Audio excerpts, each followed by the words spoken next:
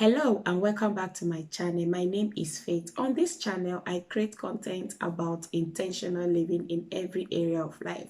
So if you're coming across this channel for the first time, please do subscribe and turn on your notification button so that anytime I upload a new video, you will be the first to be notified. And to my old subscribers, thank you guys for always coming back. I truly do appreciate.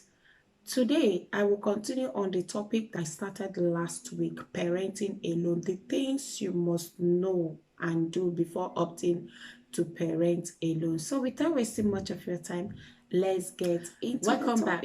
Child rearing can be difficult under any circumstance. It is even more difficult when it is being done by one person. The responsibility of raising a child can be very overwhelming and cumbersome most times. Parenting is a duty that God has given to two people, husband and wife. Parenting alone totally negates the plan and the purpose of God for mankind. One will chase 1,000 and two will chase 10,000. That is the power of two. So anything that is done by two people is much more easier than when it is done by one person. However, there are so many reasons why people opt to parent alone. To some, it could be by choice, and to some, due to some circumstances beyond their control. In my own case, I parented alone as a result of geographical separation. I must tell you the truth, it wasn't an easy venture. So today, I'll be giving you some of the tips that helped me get into parenting alone. Tip number 5, get a role model for your home.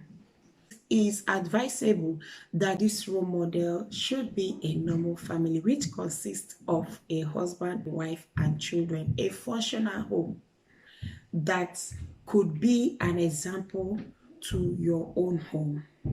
Whether you like it or not, when parenting alone, there is a huge gap in your family. This role model will help bridge the gap in your home. Tip number 6, get your priorities straight. It's important that you get your priorities straight because there are a lot of things that comes with parenting alone.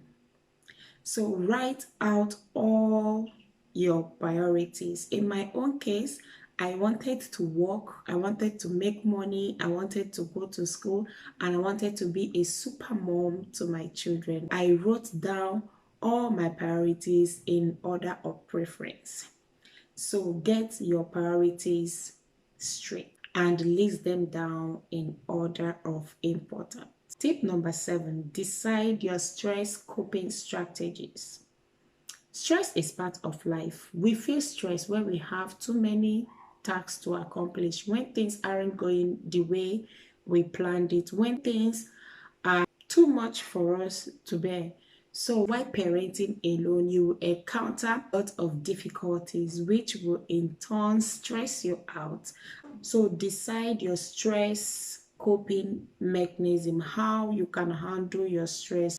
In my own case, mine was more of religious coping strategy. 1 Peter 5:7 says, cast all your cares upon him because he careth for you. So whenever I felt stress while I was parenting alone, I will give it all up to my God. So find what works for you. What eases your stress? To some people, it could be meeting with friends, or chatting on the phone, or going out or whatever. But mine was more of religious coping strategy. Anytime I'm in the gathering of believers, I feel lifted and I feel eased, and I tend to forget my worries. I tend to forget everything that is bothering me. Mine was more of religious coping strategies. So this is where I'll be stopping this video for today. If you have learned 1 or 2 things in this video, please don't forget to share, like, and drop your comments on the comment section. I want to really know what you think about parenting alone. See you again on my next video. Bye.